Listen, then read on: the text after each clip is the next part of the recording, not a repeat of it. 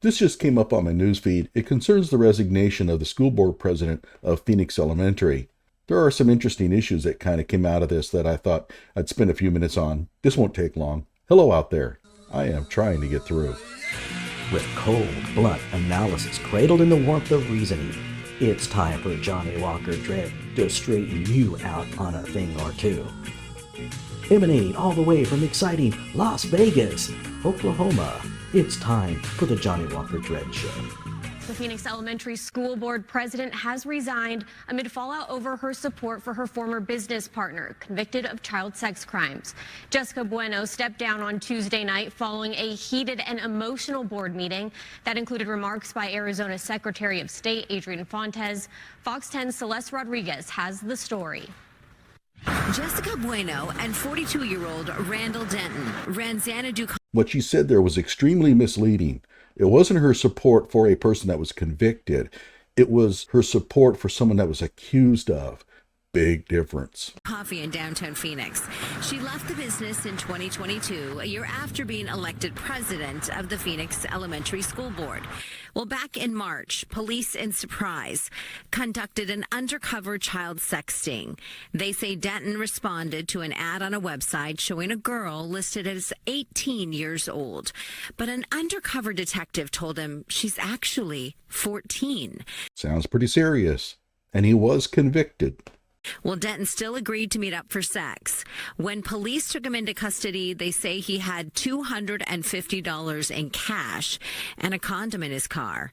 Following his arrest, records obtained by Fox 10 show Jessica Bueno put up her home as collateral to pay his $12,500 bond. Okay, so he's an old friend, former business partner, he's in serious trouble, and so she decides to bail him out.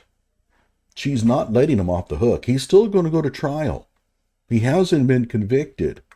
She has since faced angry parents and a recall effort.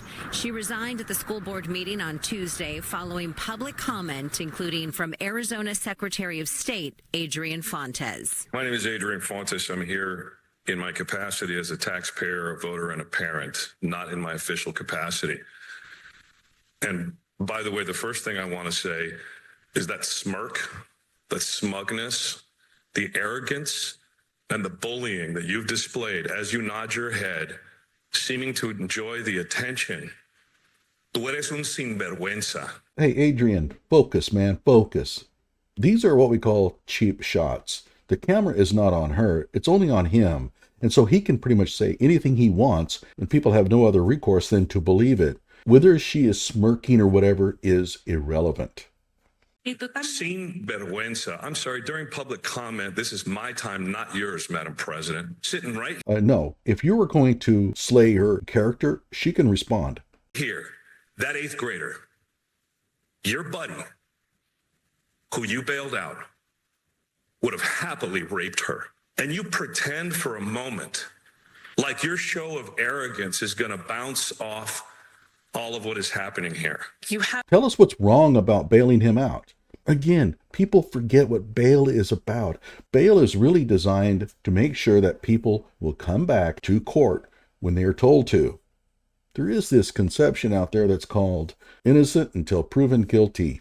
The real reason why they don't want him bailed out is because they don't want him to be able to put up an adequate legal defense. If the evidence is there to convict, what are you worried about? Haven't really said, hey, I did this thing for my friend at a time when I just wanted to help a friend before I knew the details. I'm sure you knew the charges. The charges, that's right. Not convictions, the charges. Before the details comes out means, I think he's guilty. But that's why we have trials. It's to find out if they're guilty or not.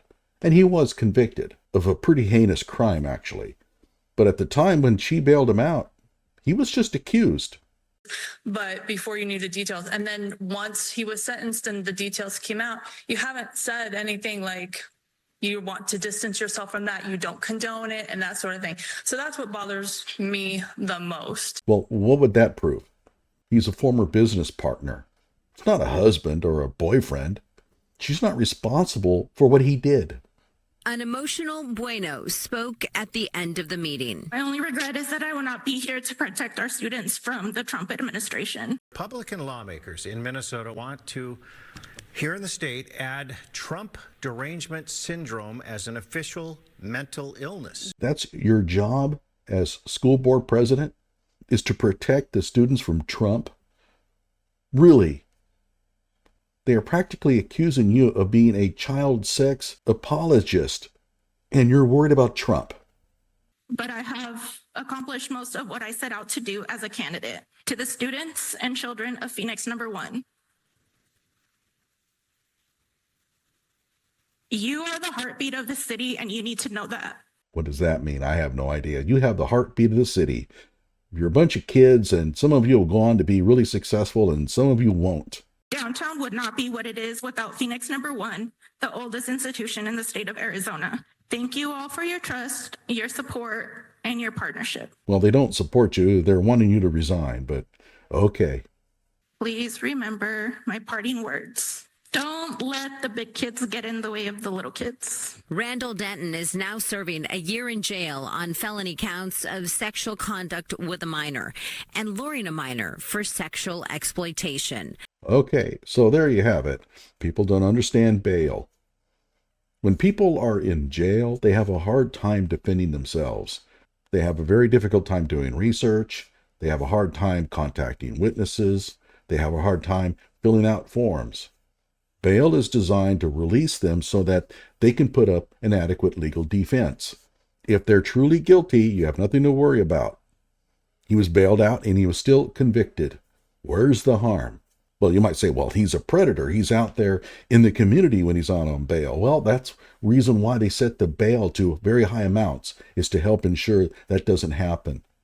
I don't know, I'm sure going to get some pushback on this one, but I'm really getting kind of tired of this argument that if a person has been accused of a heinous crime, then we should punish him by not allowing him any bail. That's not the purpose of bail. It's not punishment.